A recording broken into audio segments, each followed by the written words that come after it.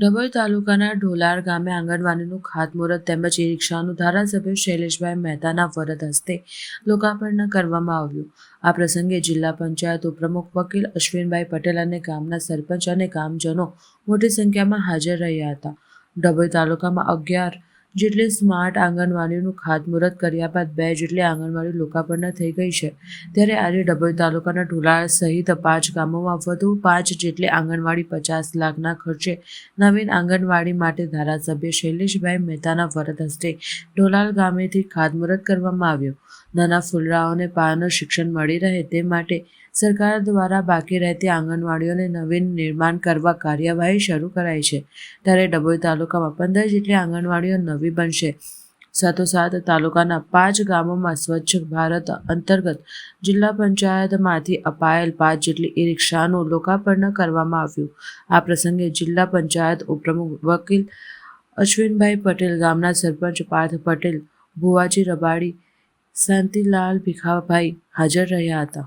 Grant અંતર્ગત ડભોઈ તાલુકામાં પહેલા 11 આંગણવાડીનું ખાતમુહૂર્ત કરવામાં આવ્યું હતું। આજે 5 આંગણવાડી માટે આજે અહીંયા ઢોલાર ગામેથી ખાતમુહૂર્ત કરવામાં આવ્યું છે।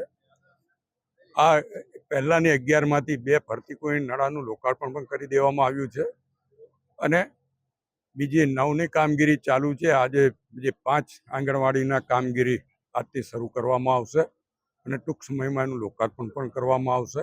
એની સાથે સાથે સ્વચ્છ ભારત મિશન અંતર્ગત ઈ રિક્ષાનું લોકાર્પણ પણ કરવામાં આવ્યું છે। ડભોઈ તાલુકામાં 6 જેટલી ઈ રિક્ષાઓ આપવામાં આવી છે, જેનું આજે ઢોલાર ખાતેથી એનું પણ લોકાર્પણ કરવામાં આવ્યું છે।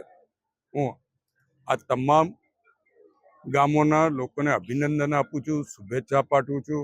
આંગણવાડીઓમાં નાના બાળકો સારી રીતે અભ્યાસ કરીને આગળ વધી શકે અને સાથે સાથે સ્વચ્છતાનો આપણે પર્યાય બનાવીને દરેક ગામમાં પણ સ્વચ્છ ભારત મિશનના સપોર્ટમાં લોકો સૂકો અને લીલો કચરો અલગ અલગ તારવીને એનો અલગ જગ્યાએ એનો ડમ્પિંગ કરવામાં આવે ને એમાંથી આપણે જાણીએ છીએ કે ગેસ પણ ઉત્પન્ન થાય છે, અન્ય વસ્તુઓ પણ કચરામાંથી ઉત્પન્ન કરવામાં આવે છે। તાજેતરમાં ડભોઈ નગર પાલિકા દ્વારા આની શરૂઆત કરવામાં આવી છે, ત્યારે વેસ્ટમાંથી બેસ્ટ બનાવવાની કામગીરી પણ ડભોઈ તાલુકામાં થાય એના માટે આ તમામ ઈ રિક્ષા કામગીરી કરશે અને તમામ ઠેકાણે સ્વચ્છતા જળવાઈ રહેશે એવી અપેક્ષા રાખે।